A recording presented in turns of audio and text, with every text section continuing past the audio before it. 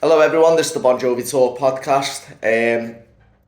Again, just a little one on my own, kind of a review from last night. So, as many of you know, was lucky enough to get tickets for the 6 p.m. show, the Banquet Records 6 p.m. show, where John done like an in conversation. It was called with John Bon Jovi. We got to listen to 3 songs.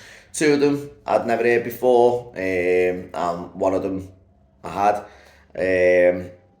And yeah, we got like a Q&A with John. So I didn't realise how many people were going to be there. There was a big queue as soon as I turned up, and that must have been about 4ish. Doors didn't open till 6, and there was a big queue. I think we were 103 and 104 in the queue, and then obviously it just got bigger and bigger and bigger, and then I found out that there was 1,500 people. I thought there was only going to be 200 for some reason, but there was 1,500 people at it. So 1,500 at the 6 p.m. show, and then obviously 1,500 at the 8 p.m. show. But it was a really good, a nice little event. It was in like a quite a, don't know how to describe it. Apparently it goes into a nightclub of a night. Well, obviously if it's a nightclub. But apparently that's what it gets turned into after kind of these shows are done. And yeah, it was nice. It was a nice little event. John was in a great mood, really was. Funny, again. I think he's shown a different side recently. I'd say this promo tour that he's been doing, I think he's definitely kind of mellowed out and is probably more laid back in the sense of he's not taking himself too seriously. Don't get me wrong, he still has that ego, I suppose, and why wouldn't you? 40 years on, doing what he's doing, you are going to have some sort of ego, but I just think he's mellowed out, he's a bit more humble, seems to be interacting with fans a lot more as well. So as soon as that finished last night, usually he'd just get off stage, but he was right at the front signing stuff, taking selfies, and it's nice to see. I think it's nice that he's shown a bit more time for fans recently. So yeah, with the songs, so first one that we got was Wars of Jericho. The title's always interested me, and I've never kind of known what to expect from it. A few people have said it's a pop song, some have said it's a heavy rock song. I'd lean to more towards it's a pop song more than a rock song, but it's good. Someone described it as because we can, but heavier. In a sense, I get it, but I really disliked because we can. So I think it's kind of, if I said it, it's kind of insulting to say, because I'm not a massive fan of that song at all. I don't know what I'd describe it as. Maybe a softer version of This Is Our House, maybe. I don't know. As I said, I've listened to it once, but I really liked it. And John said that even when he was recording it, he envisions himself and told us to kind of close our eyes and imagine it at Hyde Park. And it was like, 65,000 people all kind of swaying along to it and stuff like that, or clapping along. And you can see why. It's a very good song. I was pleasantly surprised by it. I know people are going to ask if there was guitar solos. There was a guitar solo in a song, and I think it was Waves off the top of my head, but don't count me on it. I said that these kind of things all blurred into one, I'll be honest. But Wars of Jericho, really liked it. Maybe a 7.5 out of 10. I think one thing that I'm gonna have to take into consideration with these songs is you're in a venue. So the first time I went to London, obviously I was in a much smaller venue than last night, probably 50 people in it or whatever, 100 people max. Whereas obviously this had 1,500, but it's loud, it's very loud, it's louder than I'd have it obviously at home.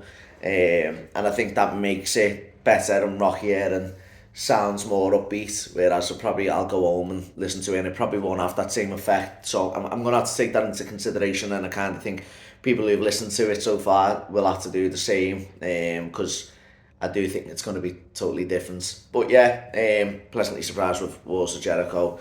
Waves then come in, and now everyone's heard that snippet, and I didn't really know what to take from it. I think it sounded decent, but I don't know. I was kind of expecting a bit more, and then listening to it yesterday, probably, I don't know, up there with Seeds, definitely. The chorus just kind of kicks in, the verses happen, then it just goes straight into it, and I think John sounds really good. There's a little bit of rasp on, certain words.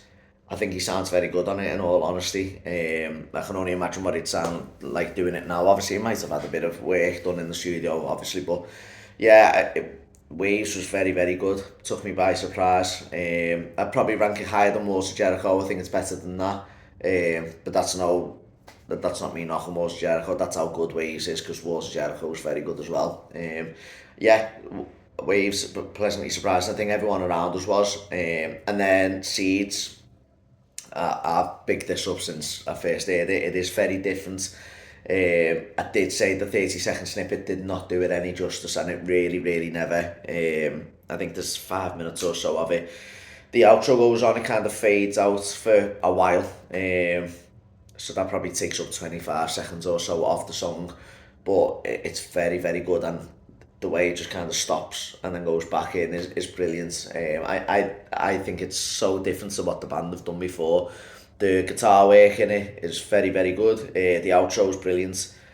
Yeah, honestly, them three songs that kind of made me so much more excited, because Legendary, I think's decent. It's grew on me more and more and more, definitely. The first time I heard it, I was like, oh, it's just the standard. I do think it's grew on me, but I still don't love it. Living Proof, I absolutely love. Listen to that every day, couple of times probably. Absolutely love it. I think John sounds very good on that as well. What else have I heard? Waves, obviously, brilliant. Walls Jericho, very, very good. Seeds, very, very good. Kiss the Bride, I'm not a fan of at all. And We Made It Look Easy, as I've said a few times, is okay. It's just a, alright, what's next type song. Yeah, honestly, I think, so I've heard 7 songs. 5 of them go from really, really like to love. And then Kiss the Bride a dislike, and We Made It Look Easy, I think's average. So yeah, I'm more than happy with that, because there's probably 2 or 3 songs on 2020 that I really liked, all loved, and then the rest were, they're okay. So I'm very, very excited. I think it's a different album, I really do. I think it's very different. It's giving me like certain songs, I think Waves, it was yesterday, is giving me like Crush vibes, and then Walls of Jericho was giving me like The Circle, Greatest Hits, like them type of songs that they done extra. This Is Love, This Is Life, No Apologies, The More Things Change, that like that type of This Is Our House. It kind of gave me that type of feeling. And then Seeds, as I said, I can't even put that in anything. Seeds probably, obviously with 95 vocals, would probably fit on these days. It's that difference, do you know what I mean? So yeah, pleasantly surprised. I can't wait for next week. I'm so excited for it. It's the most excited I've been, honestly, in a long, long time for anything Bon Jovi related. And I hope that's showing. It really is. I just feel like, I wouldn't say saying the back's maybe a stretch too far, because I don't think they've ever gone. They just lost the way a little bit.